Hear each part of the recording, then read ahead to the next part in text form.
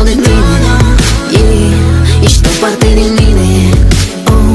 Alerg pe drumuri străine și strig cât pot de tare. Că sufletul mă doare și te văd de oricine. Cine sunt eu fără tine? Cine sunt eu fără tine? Goală, goală, inima mea e goală, goală, e pustie o sprine.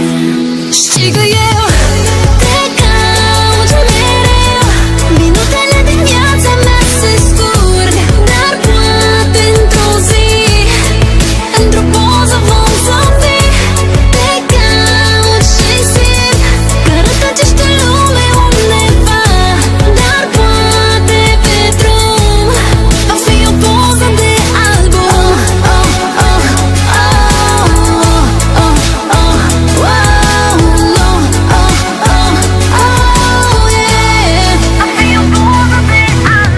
Era puștan, avea cam 20 de ani, problemele începeau să apară, vârsta să cam ceară bani. Mama, bolnavă vânzătoare, avea și facultate. Tata, taximetrist bătrân, ciubucar cu acte. Zilele trec rapid, iar filele zboară din calendar. Banii dispar din buzunar și apar atât de rar. Clar, deja-i bărbat, am pachetat și s-a mutat într-o chirie.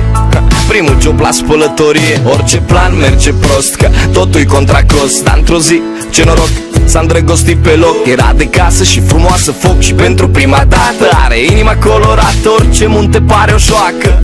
Avea o viață ca în filme după un timp. Afaceri, bani, mașini, se părea că au reușit. Fericirea la ușă, insista ca niciodată. Ea însărcinată, el urma să fie tată.